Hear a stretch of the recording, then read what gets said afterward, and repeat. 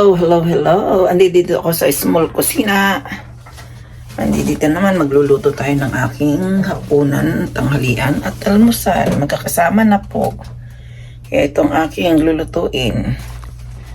Yung tawag dyan ng kutsu, yung nasa tuhod ba ng manok. Yan. At saka ito yung isda.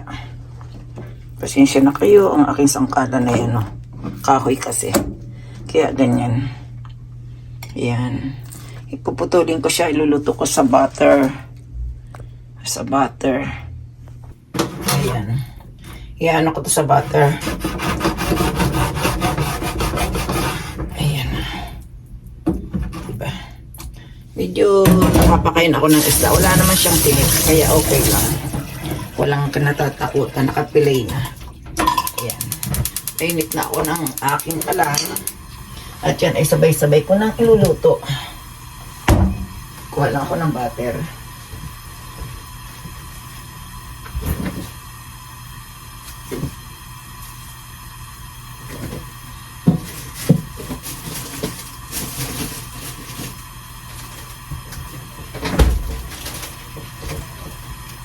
Ito na rin ang aking gulay. At ito na ang butter. Maglalagay tayo ng butter sa kawali. Yan. Para hindi masunog, dagdagan ng kunting oil. Yan. Talan yun ang pagluluto nito. Yan, nakikita nyo? Yan. Para hindi masunog ang butter, nilalagyan ng kunting mantika.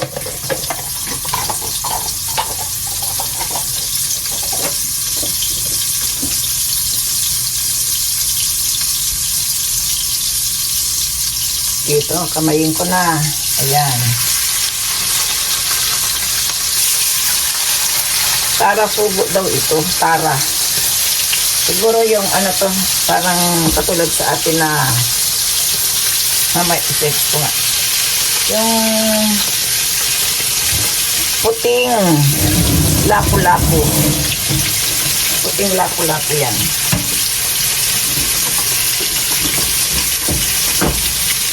Ay may mura siya. Kaya yan ang pinili ko. At habang tayo nagluluto, gagawin ko naman ang aking gulay. Dito ko na siya ilalagay para malaki-laki. Kahapon ko ito ginawa eh. Iaano ko na lang para may bumalik ang kanyang crunchy.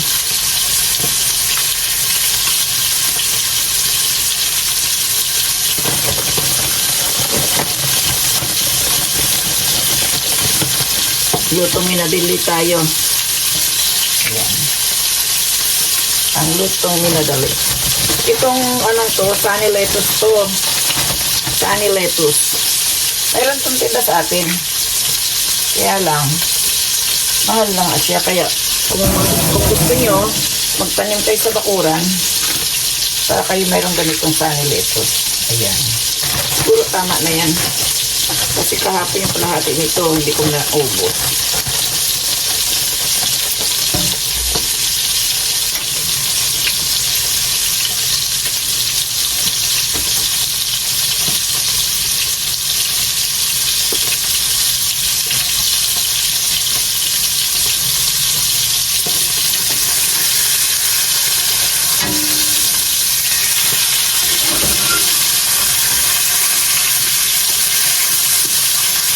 Malambot ah.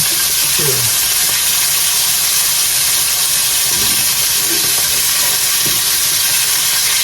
Malambot.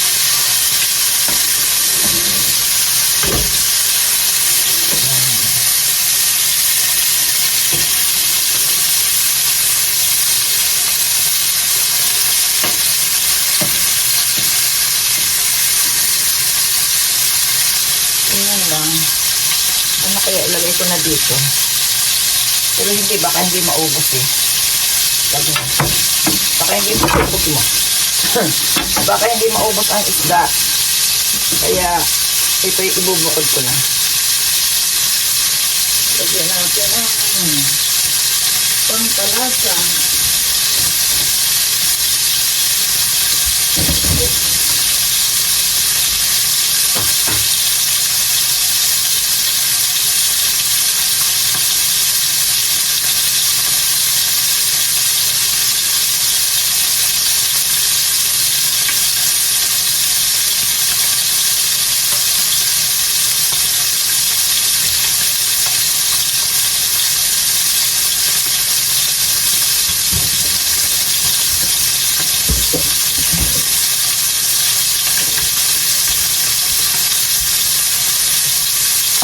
Ito na ulit ang kanyang lola.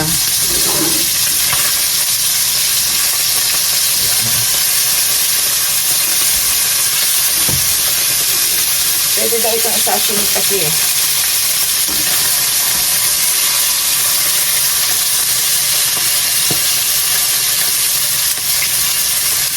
Ayan.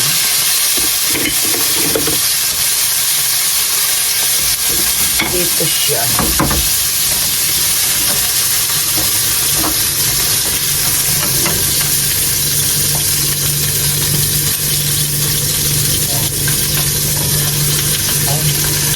Ito malata. Malata itong isang to eh.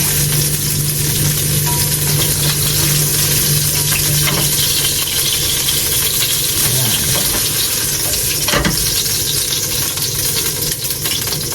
Wala akong pampaganda ah. Huwag na natin pagandahin. Gutom na ako eh.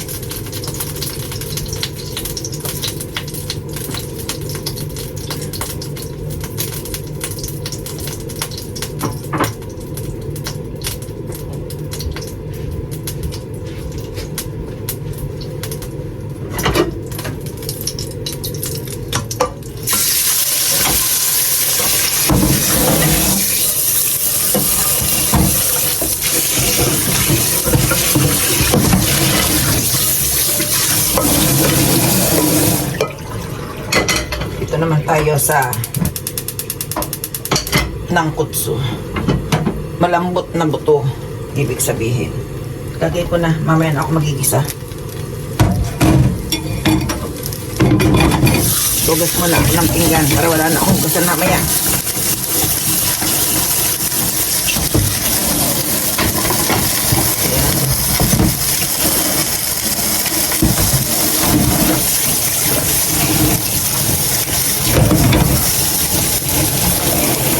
Para makain na lang.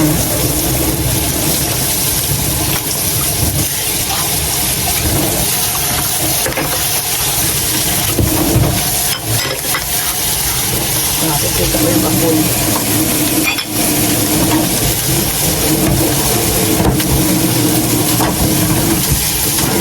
Pwede rin niyang iprito. I-coat niyo sa harina. Pero ako kasi, okay na yung ano ko lang sa apoy. Sa apoy daw. Yan, ilagay mo na apoy. Isa ko lang yan. May paminta na to eh. Ituin lang muna natin sa pinit ng dito sa ano.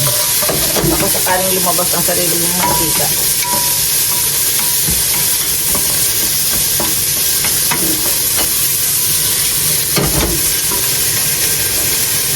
Patay na ang bawang. Bawang at luya. Ito ang bawang ko dito. Bawang pa ako dito ng 2 piraso. Ating ilalagay. Lutong na din ito. Gutom na ah.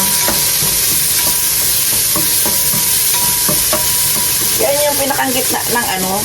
Gitna ng tuhod. Sa tuhod yan eh.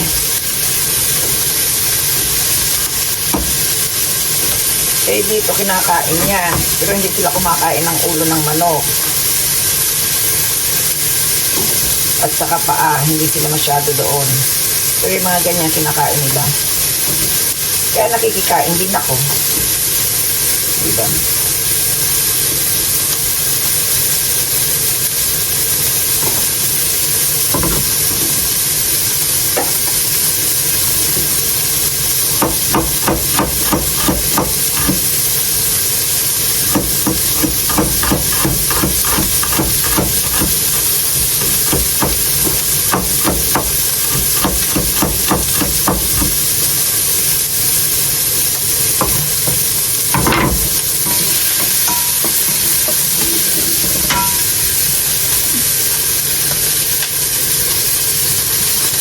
Dagdagan ang kunting mantika.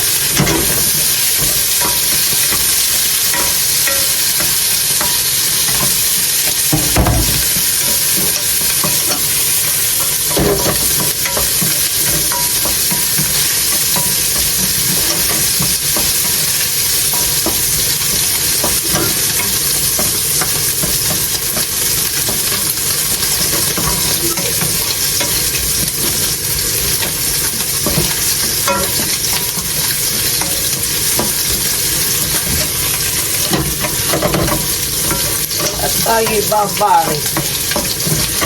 Tagal. Pausa natin ang apoy. Sa totoo lang, 10 minuto lang pwede na akong kumain. Kita mo yung aking nilutong isda. Basta walang sagabal. Mabilis lang ang pagkain ng ano. Madali lang kumain. Kapagluto pala. Basta't wag lang mag-arti-arti ano.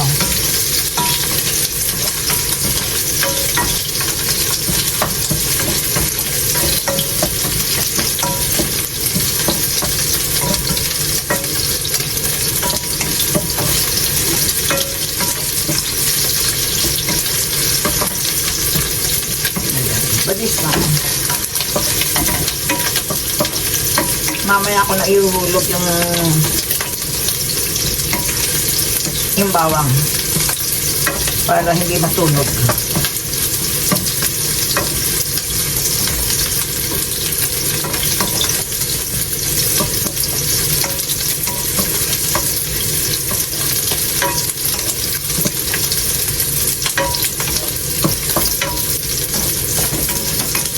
Ayan, pwede na.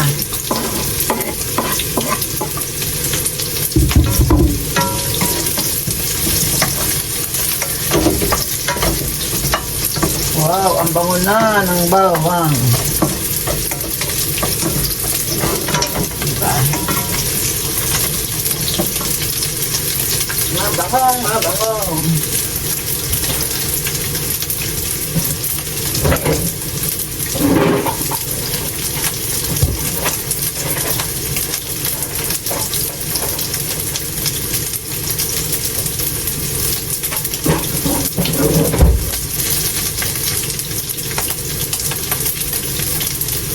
Pili ako dito. Napakaganda.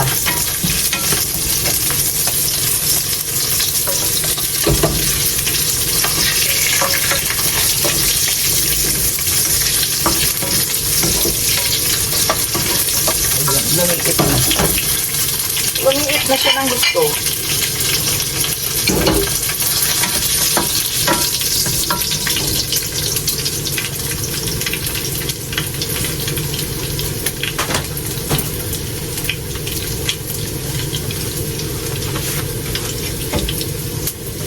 Para huwag masipsip ng mantika.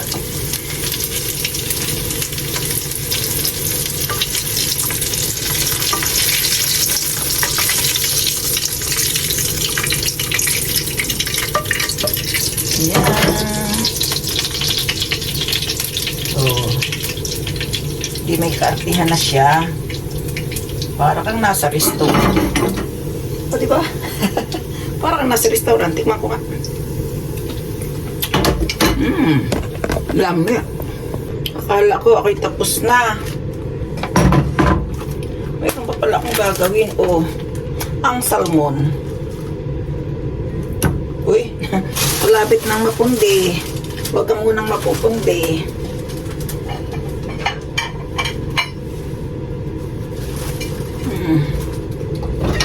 Diyan ka. Dito ka muna. Akala ko wala na akong gagawin. Ito pa pala ang salmon. Sashimi.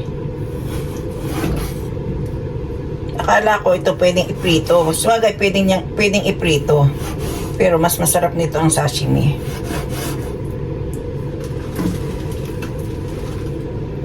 Ayan. Masarap ang sashimi ng salmon. Tapos may bandang tiyan ko pa kinuha ano.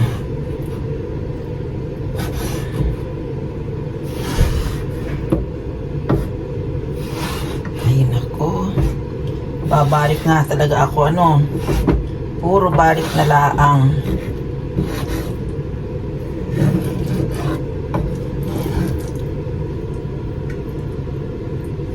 Ayun, nagkagulo. Nagkagulo. Ayan na, pwede na yan. Mamaya na ako maghuhugas itong natira. Gutom na ako eh. Ito na ang aking niluto ngayong tanghalian ko at kasama na ang hapunan. Ayan, ito yung bone ng nasa tuhod ng manok. Yung pinakang maliit, yung pinakang duktungan ba? Yan, kaya kain yan dito. Tapos yung aking sunny lettuce. Ako'y gutom na kaya ako'y ngumuya. At ito naman ang aking isda. Nakapilay na kasi yan, kaya pwede akong kumain. At ito naman ang aking salmon. Ayan, nagkagulo-gulo na. Kaya ayan, ang aking kakainin ngayon. Let's eat. At ako'y gutom na. Wala kasi pampulutan yung aking pampulutan.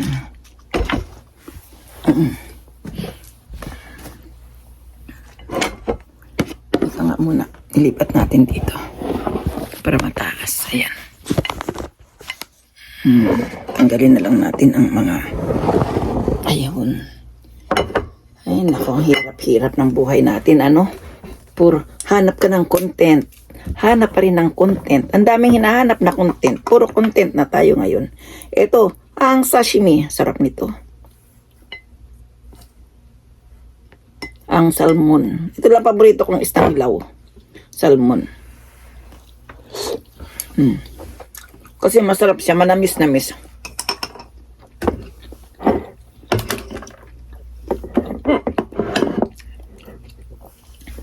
Sarap. Oh. Magmukbang tayo ngayon. I always pala. Kasi pag sarili kong luto, ako lang sasarapan lang.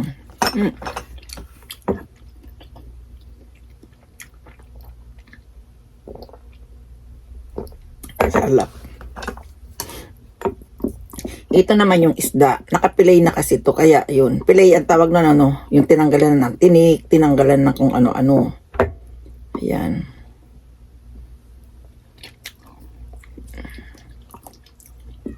Masarap siya. Malambot nga lang. Anong isdain ba to? Parang lapo-lapo. Yung puti. Yung malaking lapo-lapo sa atin.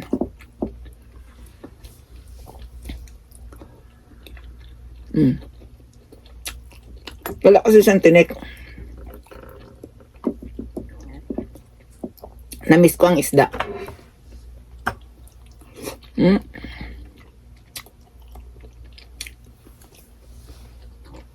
Sarap. Ito naman yung gulay ko. Oh.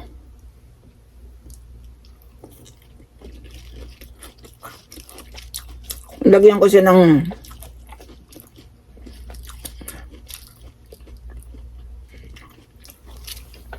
nilagyan ko to ng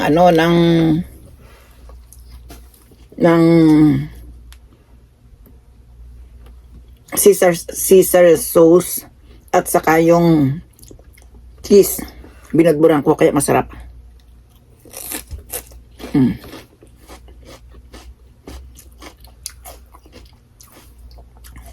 At ito ang pinakamasarap.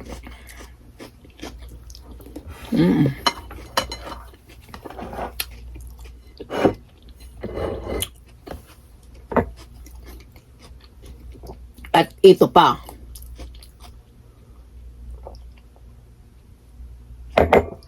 Sandali. Lumiit na ng gusto. Oh. Lumiit na.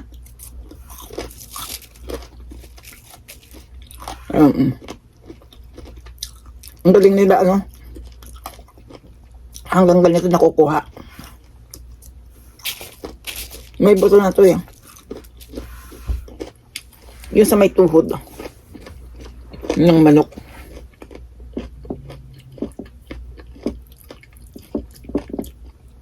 Mahal yan piniprito sa iba. Piniprito, lalagyan ng kunting arena.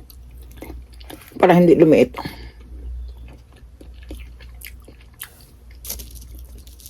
Sarap. Diyan, magdadahan-dahan ako. Bye-bye. Dahan na lang akong kakain. Diyan bye-bye. Sayonara. I love you all.